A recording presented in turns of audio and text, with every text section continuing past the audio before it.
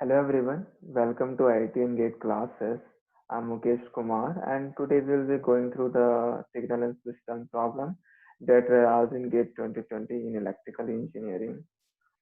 So in electrical engineering, there were total 11 questions from the signal and system, and out of that, three of them were 1 mark question and the four of them were 2 mark questions. So now let's go through them one by one. So here this is the first problem, and here a signal is given which is xn equal to 1 upon 2 to the power n un. Actually this is un, where un is equal to 0 for n less than 0 and 1 for if n is greater than equal to 0. Now here we need to calculate the Z transform of x n minus k, where k is greater than 0. So here it is given that this is the J transform, then what will be the region of convergence? Okay. So here we need to find out the region of convergence of the signal. Okay. So if you already know what are the property of the region of convergence based on the signal property, you can easily guess what will be the answer. So if the signal is right-sided signal in the time domain, which is the case here because it is starting from n equal to 0 and going towards the right side. So 1 by 2, 1 by 4, 1 by 8 and so on. Okay. So it is going to the right side. On the left side, it is 0. Okay. So we call it as a right-sided signal. So if the signal is right-sided signal and you calculate its Z transform, okay, so after calculating the Z transform, you'll get some pole here, okay, and the pole location here will be the root of the polynomial of the denominator. So this is equals to 0, or you can write it as a 1 equal to 1 upon 2 Z inverse, or Z equal to 1 by 2. So this is the location of the pole. Okay. Now for the right-sided signal, if there is a pole at particular point, then the ROC is given as ROC equal to mod of Z greater than equal to pole. Okay. Uh, Greater than pole. Okay. So this will be the answer in this case. Okay. So here the answer will be this. So based on the location of pole, you can easily guess what will be the answer here. Okay. Now let's go to the next one. Here a signal XR and XA is given. Its RMS value and the average value.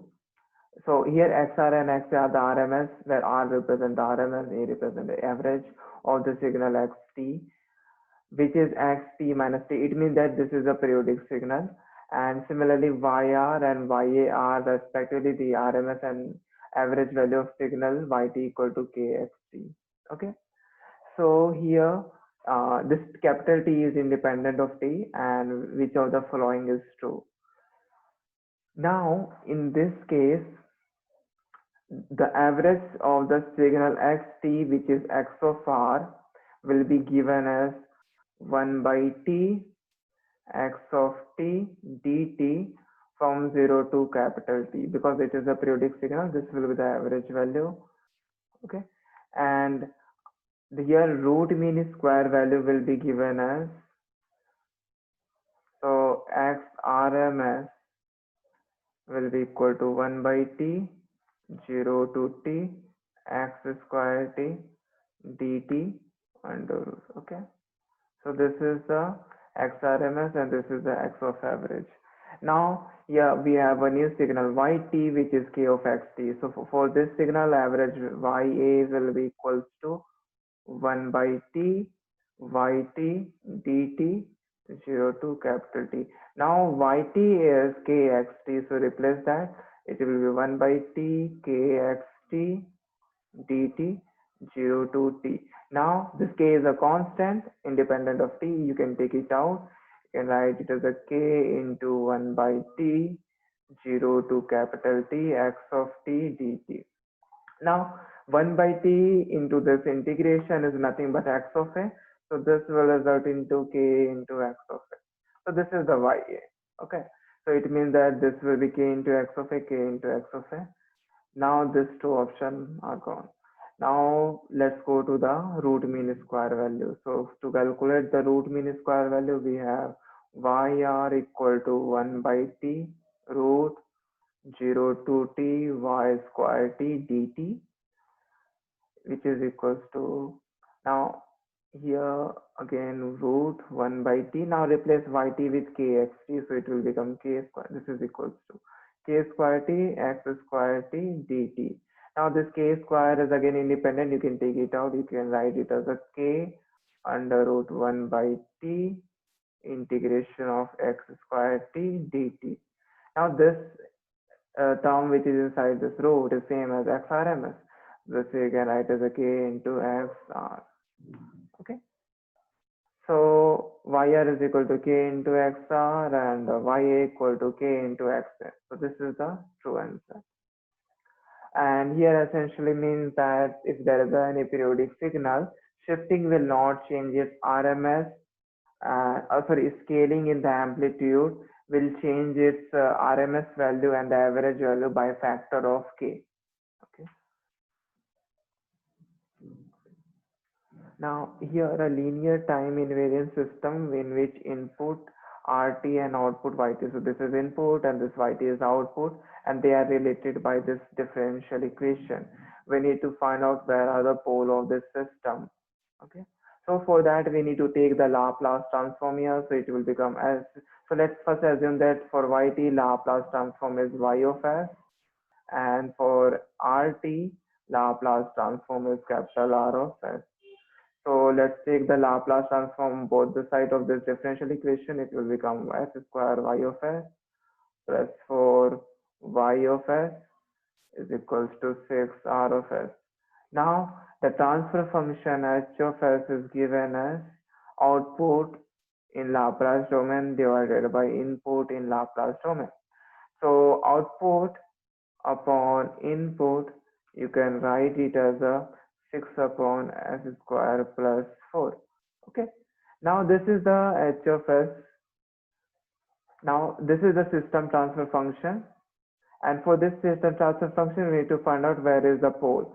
So pole will be the root of this equation, which is s square plus 4 equal to 0, or s is equal to plus minus 2j. That is this D option. So this will be the correct answer. This is problem was pretty easy. Now here a signal xt is given and its impulse response ht, and it produces the output yt. So here yt is nothing but convolution of xt and ht. Now there is a signal zt which is mod of xt convolution with mod of ht. We need to see what are the option here. So first option is yt is greater than equal to zt for some but not all t. For all t, mod of zt is greater than or equal to yt. For all t, mod of zt is less than equal to y of t. For some but not all, mod of zt equal to or greater than yt. Okay. So here the thing is that when you are calculating the convolution of this xt and ht, this xt can be a negative signal and ht can also be a negative signal. Okay. So here when you take the mod of these two, both of them will become positive. Okay. And because of that, this zt will always be greater than equal to this yt. Okay. So here we have xt and we have ht. Okay. Now this mod of xt will always be greater than or equal to xt, and mod of ht will always be greater than or equal to ht. So when ht is positive, then it will be equal to sign. When ht is negative, it will be greater than sign. Similarly, when xt is positive, it will be equal to sign. When xt is negative, it will be greater than sign. So this will be the case. Now, when you calculate the convolution of these two signals, the resultant convolution will always be greater than equal to the convolution of these two signals. So it will be always greater than equal to. So this will be the correct answer in this case. Okay. Now here a causal system is given with the pole at 2 minus 1 minus 2 1 and 0 at 2 1 minus 2 minus 1 will be okay. So here this is a causal, it's already given. So we have a pole at s is equals to so this is a complex number. It means that it is 2 minus j and minus 2 plus j. Okay, and this is a 0. So 0 is located at 2 plus j and minus 2 minus j. Okay, so this Laplace transform or a transfer function, you can write it as a s minus 2 minus j. Okay, wait, this is a denominator. Uh,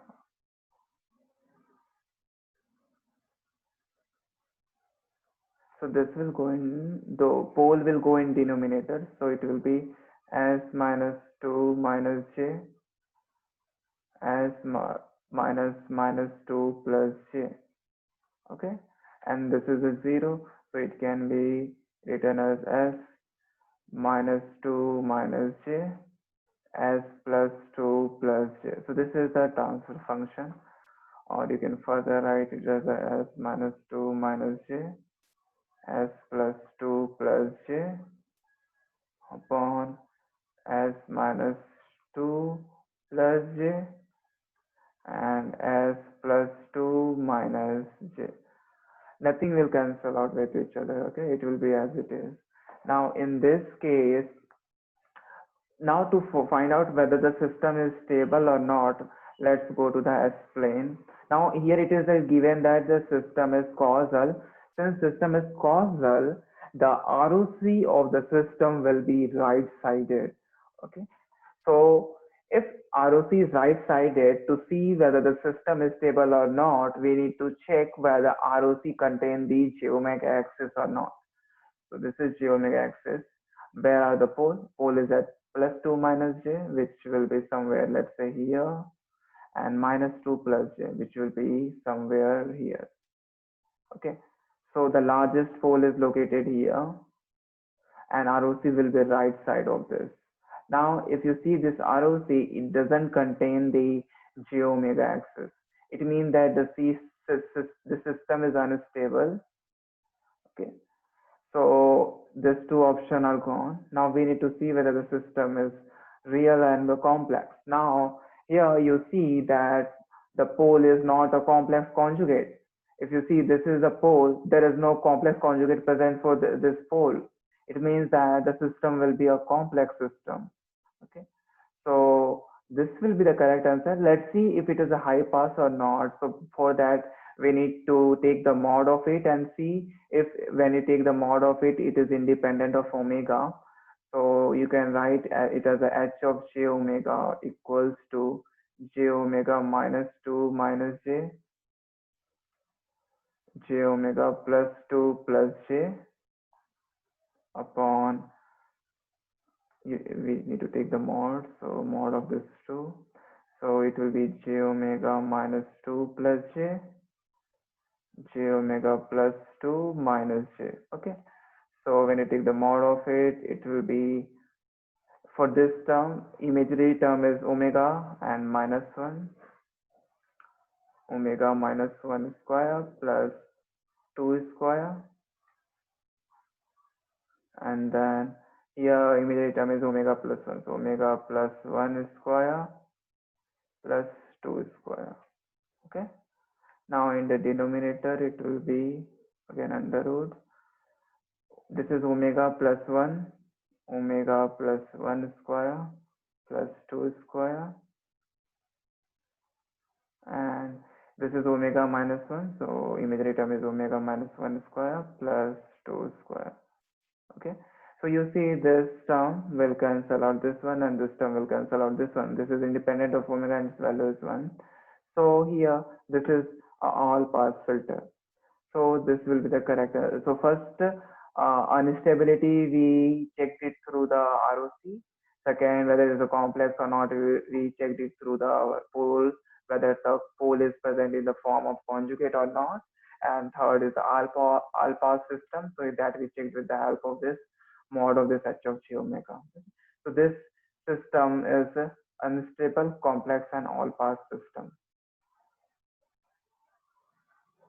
Okay. Now, following option for the in this question, a discrete time system which obey the difference equation is given, and some of the option is given when xn equal to 0 for n less than 0 the function yn for n greater than equal to 0 is solely determined with the function xn. System is necessarily causal. Yn is unaffected by the value of xn minus k for k greater than 2. The system impulse response is non-zero at infinite many instants. Okay. Now in this case, okay, so here the system differential equation is given, but it is not said whether this is a causal or not. It is just given that the system is linear time invariant discrete time system. Okay, so if you take the Z transform of the system, it will be y of Z.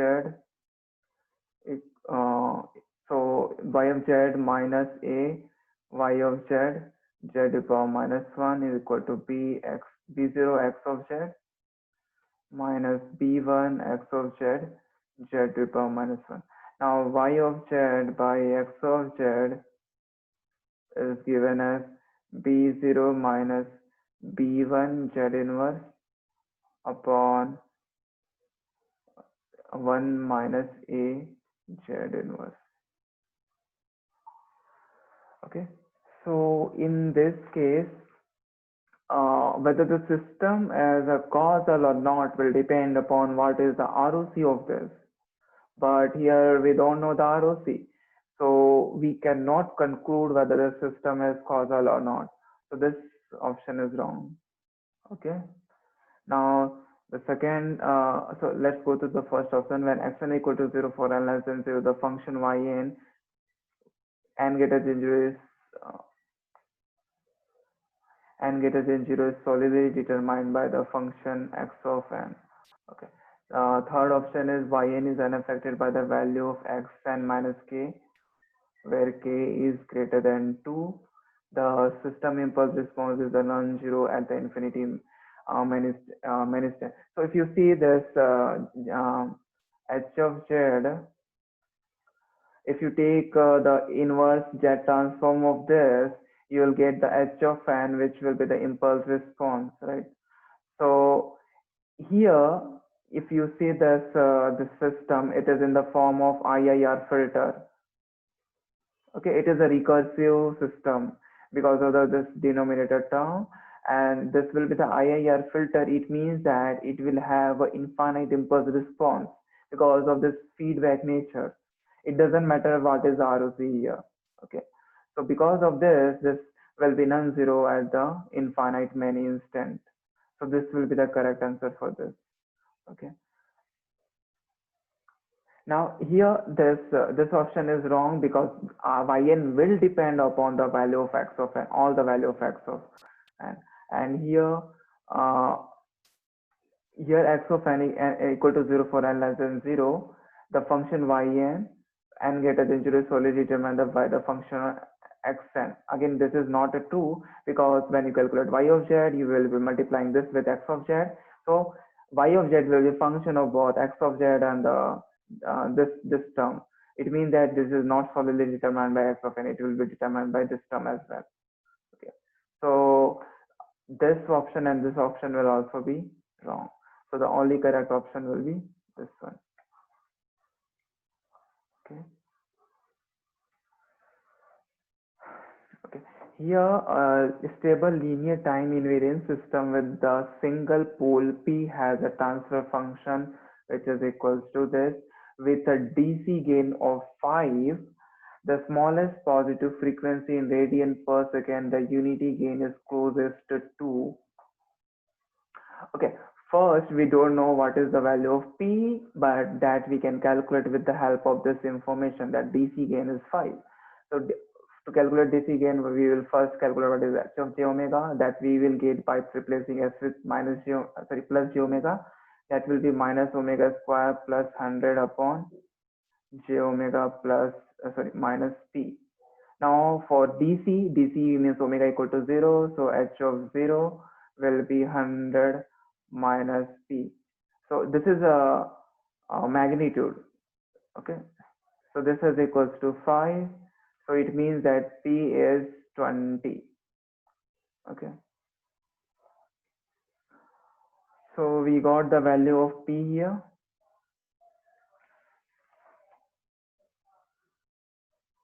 So h of s, now you can write it as a s square plus 100 upon s minus 20. Now, in this case, the value of P can actually be plus minus 20 because both will give the magnitude equal to 5 at DC. Okay, so we can write it as a plus minus 20. Okay, so yeah, here I was saying that this P can be plus minus 20. Now, here we need to find out what is the smallest positive frequency in radian per second, where gain is unity. Gain is unity, it means that the mod of h of j omega is 1.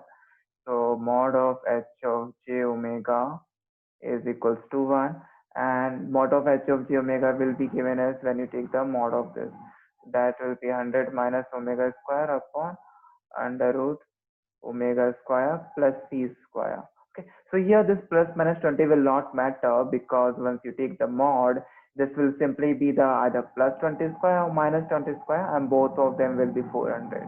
So 100 minus omega square upon under root omega square plus 400. Now you can put this option one by one in this expression and see which one will give the correct answer. So in this case, when you put omega equal to 8.84 here, then it will be equals to 1.